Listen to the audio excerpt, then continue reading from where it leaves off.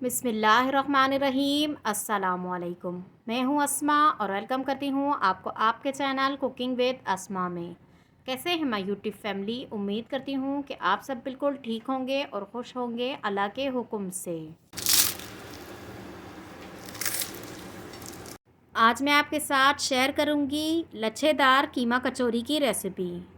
इतनी खस्ता और मज़ेदार है कि मुंह में जाते ही घुल जाए। बहुत ही आसान और सिंपल तरीका मैं आपके साथ शेयर करूंगी कि अगर कोई बिगनर भी होगा वो भी बना लेगा। इस मज़ेदार सी कचौरी की इतनी लहरें हैं कि गिनना मुश्किल हो जाए। स्टेप बाय स्टेप मैं आपके साथ शेयर करती जाऊंगी, तो आपने बगैर स्किप किए वीडियो देखनी है ताकि आप कोई भी पॉइंट मिस ना कर सकें। और वीडियो अगर आपको थोड़ी भी पसंद आए तो प्लीज़ लाइक करें और कुकिंग विद अस्मा को सब्सक्राइब करें। बगैर टाइम ज़ाया किए बिस्मिल्लाह पढ़कर स्टार्ट करते हैं। बिस्मिल्लाहिर्रहमानिर्रहीम। खस्ता और मज़ेदार सी कचौरी को बनाने के लिए सबसे पहले हम आटा गूंद लेंगे, जिसके लिए हमें मैदे की ज़रूरत होगी और मैदा होगा 1.5 कप। मैं 1.5 कप से बना रही हूँ। अगर आप चाहें तो आप ज़्यादा से भी बना सकते हैं, अपनी फैमिली के हिसाब से आपने बना लेनी है। 1 चाय के चम्मच के जितना हम इसमें नमक डाल देंगे, बाकी आप अपने टेस्ट के हिसाब से भी डाल सकते हैं। और 3 खाने के चम्मच हमने इसमें घी डाल देना है। घी ही डालना है, अगर कुकिंग ऑयल डालेंगे तो फिर अच्छी और खस्ता नहीं बनेगी, इसीलिए घी का ही इस्तेमाल होगा। और जमे हुए घी का ही इस्तेमाल करना है, जिससे बहुत ही खस्ता कचौरियाँ तैयार होंगी। फ्राई के लिए तो आप तेल का इस्तेमाल कर सकते हैं, लेकिन इस टाइम पर आपने घी का ही इस्तेमाल करना है। पहले आपने इन तमाम चीज़ों को अच्छे से मिक्स कर देना है, यानी आटा और घी बहुत ही अच्छे से यकजान हो जाएं, इस तरीके से मिक्स करना है। और आटे को थोड़ा सा हाथ में उठाकर देखें तो एक मुट्ठी सी बन जाएगी, तो यानी आपका बिल्कुल परफेक्ट हो गया है। तो फिर उसके बाद ही आपने गूंदना स्टार्ट करना है। अब थोड़ा थोड़ा करके पानी डालेंगे और एक सॉफ्ट सा आटा गूंद लेंगे। ना जो बहुत ज़्यादा ढीला होना चाहिए, ना बहुत ज़्यादा सख्त होना चाहिए, बल्कि एक नॉर्मल सा आटा गूंदना है जो सॉफ्ट भी हो लेकिन सख्त भी ना हो। आपने नॉर्मल गूंदना है। अगर आप नरम गूंदेंगे तो आपकी लहरें अच्छी नहीं बनेंगी, आप बना नहीं पाएंगे। और अगर बहुत ही सख्त होगा तो भी लहरें अच्छी नहीं बनेंगी, इसीलिए आपने नॉर्मल आटे को गूंदना है। और पानी को थोड़ा थोड़ा करके ही डालना है, ताकि एक साथ डाल देंगे तो फिर ढीला भी हो सकता है, इसीलिए थोड़ा थोड़ा करके डालेंगे तो बहुत ही बेहतर रहेगा। अब हमने एक सॉफ्ट सा आटा गूंद लिया है। आटे पर हम थोड़ा सा घी अप्लाई कर देंगे, चारों तरफ करना है अच्छे से, और इसे रेस्ट के लिए रख देंगे। और अब हम चलते हैं इसकी मज़ेदार सी फिलिंग तैयार करने की तरफ। मज़ेदार सी फिलिंग तैयार करने के लिए जो हमें सामान रिक्वायर्ड है वो मैं आपको दिखा देती हूँ। 1 पाव हमने चिकन का कीमा ले लिया है। आपके पास गोश्त हो तो आप चॉपर में डालकर पीस भी सकते हैं। मैंने भी गोश्त को चॉपर में डालकर बिल्कुल बारीक पीस लिया है। 1 अदद मीडियम साइज़ का हमने प्याज लिया है, जिसे बिल्कुल बारीक चॉप कर दिया है।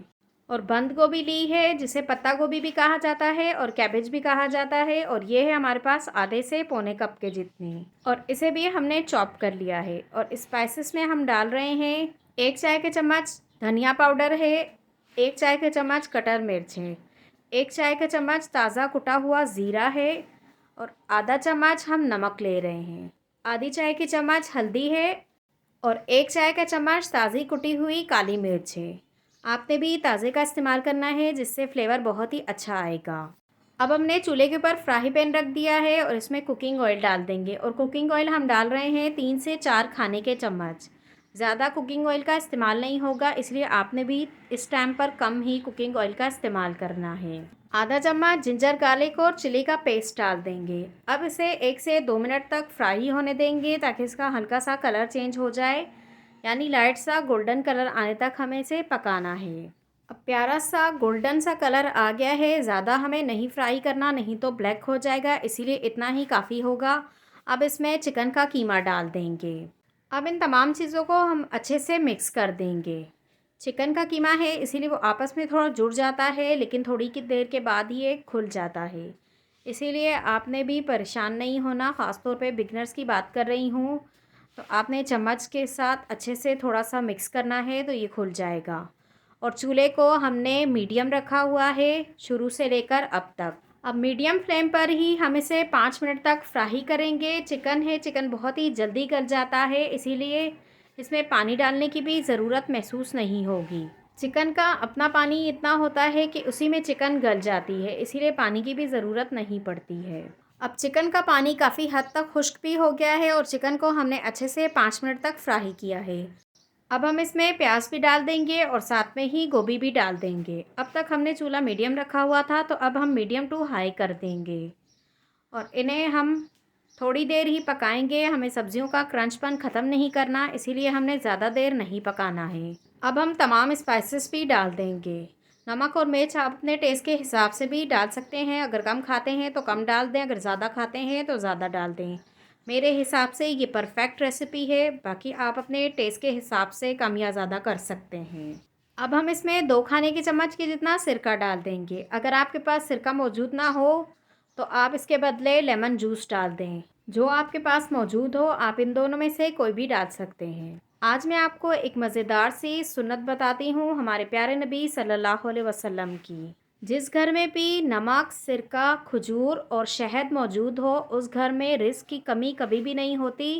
ये हमारे प्यारे नबी सल्लल्लाहु अलैहि वसल्लम की सुन्नत है। जैसे ही हमने सिरका डाला था तो चूल्हे को भी हमने तेज़ कर दिया था और तेज़ चूल्हे पर हमें इसे 3 से 4 मिनट तक अच्छे से भुनाई की है, जिससे इसका बिल्कुल जो हमने सिरका डाला था उसका भी पानी बिल्कुल खुश्क हो गया है और पानी बिल्कुल भी नहीं होना चाहिए। थोड़ी भी नमी होगी तो आपकी फिलिंग फिर कचौरी में जाकर कचौरी को ज़ाहिर सी बात है ख़राब कर देगी। अगर नमी होगी तो फिर आटा जो है उसमें नमी महसूस होगी, इसीलिए पानी बिल्कुल भी नहीं होना चाहिए। चूल्हे को बंद कर दिया है और चूल्हे से उतारकर इसे ठंडा होने के लिए रख देंगे। अब हम कचौरी बनाना स्टार्ट करते हैं, जिसके लिए आटे को हमने काउंटर पर रख देना है और इसे 4 हिस्सों में तकसीम कर देना है। 4 हिस्सों से हमने 4 पेड़े तैयार कर लेने हैं और इन 4 हिस्सों से हम 8 कचौरियाँ तैयार कर लेंगे। यानी 1.5 कप मैदे से हमने 8 कचौरियाँ आराम से तैयार कर ली थी। अब हमारे चारों पेड़े तैयार हैं, बाकियों को हम साइड पे कर देंगे और एक पेड़ा हम ले लेंगे और काउंटर पर हमने खुश्क आटा डस्ट कर लेना है। इसकी हमने नॉर्मल जिस तरह से हम घर में रोटी बनाते हैं नॉर्मल साइज़ की, तो उसी साइज़ की हमें रोटी बेल लेनी है। हाथों की मदद से पेड़े को थोड़ा सा बड़ा कर लेंगे, जिससे रोटी बेलने में आसानी रहती है। अब रोलिंग पिन की मदद से हमने रोटी बेल लेनी है।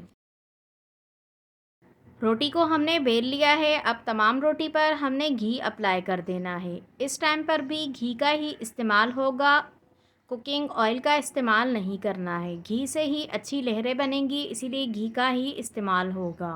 रोटी पर हमने अच्छे से घी अप्लाई कर दिया है। अब हमें कॉर्नफ्लोर डस्ट करना है। चारों तरफ हम अच्छे से डस्ट करेंगे ताकि हमारी लहरें बहुत ही अच्छे से बन सकें। अगर आपके पास कॉर्नफ्लोर ना हो तो फिर आप मैदे का भी इस्तेमाल कर सकते हैं। इन दोनों में से आपके पास जो भी चीज़ मौजूद हो आप इन दोनों में से कोई भी इस्तेमाल कर लें। अब आपने ध्यान से वीडियो देखनी है। जिस तरीके से मैं कर रही हूँ आपने भी सेम इसी तरीके से करना है। 2 कॉर्नर से रोटी को उठाना है और सेंटर में रख देना है और दूसरे साइड से भी 2 कॉर्नर से उठाकर सेंटर में रख देना है। अब फिर से वही अमल दोहराते हुए पहले हमें घी अप्लाई करना है और फिर हमें कॉर्नफ्लोर अच्छे से डस्ट कर लेना है। अब एक बार और फोल्ड कर देंगे। इसके ऊपर भी फिर से वही अमल दोहराएंगे। घी लगाकर हमें कॉर्नफ्लोर डस्ट कर लेना है। अब हमें इसे कॉर्नर से पकड़कर राउंड घुमाते हुए टाइट करके रोल बनाना है। कोशिश यही करनी है कि कोई एरर वगैरह ना रहे। अब हमने नाइफ़ की मदद से इसे बिल्कुल हल्के हाथ से कटिंग करना है। अगर आप ज़ोर ज़ोर से करेंगे तो आपकी लहरें ख़राब हो जाएंगी, इसीलिए बिल्कुल हल्के हाथ से कटिंग करनी है, जिससे लहरें बिल्कुल भी ख़राब नहीं होंगी। और यकीन माने इतनी लहरें कि गिनना मुश्किल है। बाकी के तीनों भी हमने इसी तरीके से तैयार कर लेने हैं। और अब हमारे तमाम पेड़े तैयार हैं। जो आपने सबसे पहले बनाया होगा वो आपने उठाकर बेलना स्टार्ट करना है। उसे अच्छे से रेस्ट मिल गया होगा जितनी देर में आपने बाकी के तमाम तैयार किए होंगे। जिस साइड पर ज़्यादा ले रहे हैं वो साइड आपने नीचे रखना है और काउंटर पर थोड़ा सा खुश्क आटा डस्ट करना है और हाथ की मदद से रोटी को पेड़े को थोड़ा सा बड़ा कर लेना है और इसे बिल्कुल हल्के हाथ से बेलना है। अगर आप ज़ोर ज़ोर से बेलेंगे तो आपकी लहरें ख़राब हो जाएंगी, इसीलिए बिल्कुल हल्के हाथ से बेलना है और थोड़ा सा बड़ा कर लेना है। अब पेड़े को हमने थोड़ा सा बड़ा कर लिया है। आपने कोई भी एक अदद कटोरी ले लेनी है और इसे कटोरी के अंदर अच्छे से सेट कर देना है और जो लहरों वाला साइड होगा वो आपने नीचे की तरफ रखना है और ऊपर की तरफ दूसरा वाला साइड रखना है और इसे अच्छे से कटोरी के अंदर सेट कर दें। बिगनर्स के लिए बताती जाऊं कि आपने फिलिंग को अच्छे से ठंडा करने के बाद ही यूज़ करना है। मैंने तकरीबन 3 चम्मच की जितनी फिलिंग डाली थी। आप देख लीजिएगा कि आपके पेड़े का साइज़ कितना है, आपने उस हिसाब से ही डालनी है। बहुत ज़्यादा भी नहीं डालनी और बहुत कम भी नहीं डालनी है। अगर बहुत ज़्यादा डालेंगे तो फट जाएगी और अगर कम डालेंगे तो खाने में मज़ा नहीं आएगा, इसीलिए आपने हिसाब से ही डालनी है। और बहुत ही ध्यान से अब आपने वीडियो देखनी है ताकि आप अच्छे से समझ सकें कि मैं किस तरह से कर रही हूँ। आपने भी सेम इसी तरीके से करना है। अगर इस वक्त आपका कहीं से भी थोड़ा सा भी खुला रह गया तो फिर आपकी तेल में जाने के बाद कचौरी जो है वो खुल जाएगी, जिससे आपका तेल भी ख़राब हो जाएगा और कचौरी भी ख़राब हो जाएगी। अब मैं आपको एक और बनाकर दिखा देती हूँ ताकि बिगिनर्स जो हैं उन्हें बिल्कुल भी मुश्किल ना हो बनाने में।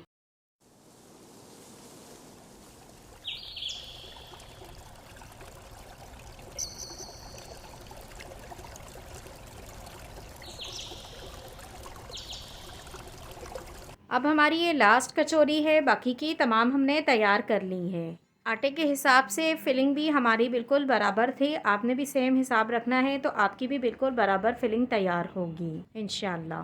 तेल ज़्यादा गर्म नहीं होना चाहिए। एक एक करके तमाम डाल दें, जितनी एक बार में आ सकती हैं इतनी ही एक बार में डालनी है। और तेल का आपने बहुत ही ख्याल रखना है। आपने ठंडे तेल में डालनी है। गर्म तेल होगा तो फिर ये ऊपर से तो फ़ौरन से ब्राउन हो जाएंगी, लेकिन अंदर से ये बिल्कुल कच्ची रह जाएंगी। इसीलिए तेल गर्म नहीं होना चाहिए। और 5 मिनट तक आपने इसे बिल्कुल भी टच नहीं करना है। 5 मिनट के बाद ही इसे पलटना है। इस टाइम पर मैंने कैमरा बिल्कुल भी बंद नहीं किया था ताकि आप अच्छे से समझ सकें कि कैसे कचौरी तेल गरम होते ही ऊपर आएगी। जैसे जैसे तेल गरम होता जाएगा इसी तरीके से कचौरियाँ ऊपर आती जाएंगी। आपने उसके बाद ही टच करना है, उससे पहले नहीं करना है। और चूल्हे को आपने मीडियम टू लो रखना है। अब 5 मिनट हो गए हैं और कचौरियाँ खुद ही ऊपर भी आ गई हैं, तो अब हमने एक एक करके इन्हें पलट दिया है। और मीडियम टू लो फ्लेम पर इसे 15 से 20 मिनट लगेंगे पकने में। पहले 5 मिनट एक साइड से पकानी है और फिर 5 मिनट ही दूसरे साइड से पकानी है। और फिर 10 मिनट तक उलटते पुलटते हुए 10 मिनट तक हम पकने देंगे ताकि चारों तरफ से अच्छा सा प्यारा सा गोल्डन ब्राउन कलर आ जाए। इतनी देर ही हमें इन्हें पकाना है। टोटल 20 मिनट लगेंगे इन्हें फ्राई होने में। और मीडियम टू लो फ्लेम ही रहेगा, आपने उससे पहले तेज़ नहीं करना है। जब एंड के 1-2 मिनट रह जाएंगे फिर आपने चूल्हे को फुल तेज़ कर देना है ताकि कचौरियों में जो एक्स्ट्रा तेल गया होगा वो निकल जाए। आप ये टिप हमेशा याद रखें कि एंड के 1-2 मिनट चूल्हे को तेज़ करने से जो एक्स्ट्रा तेल जाता है वो निकल जाता है। इसीलिए आपने भी ये टिप याद रखनी है और इसी तरीके से अमल करते हुए आपने पकाना है। तो इंशाल्लाह आपकी भी बहुत ही खस्ता और मज़ेदार सी कचौरियाँ तैयार हो जाएंगी। अब माशाल्लाह से हमारी तमाम कचौरियाँ तैयार हैं और एक एक करके हमने तमाम कचौरियों को स्ट्रेनर पर निकाल लेना है ताकि जो एक्स्ट्रा तेल है वो स्ट्रेनर के ज़रिए बाहर आ जाए। माशाल्लाह से हमारी तमाम कचौरियाँ तैयार हैं। आलू की मज़ेदार सी चटनी के साथ खाएं, आपकी कचौरियों का मज़ा दोबाला हो जाएगा। यकीन माने बहुत ही मज़ेदार बनी थी और आलू की चटनी के साथ और भी मज़ेदार लग रही थी। आलू की चटनी की रेसिपी मेरे चैनल पर मौजूद है, अगर आप देखना चाहें तो आप वहाँ से देख सकते हैं। माशाल्लाह से कचौरी में बहुत ही ज़बरदस्त लहरें बनी हैं। अगर आपको कैमरा दिखा सके सही से तो बहुत ही अच्छी लहरें बनी थी और बहुत ही खस्ता कचौरियाँ तैयार हुई थी। मैं इसका साउंड भी आपको सुनवाती हूँ।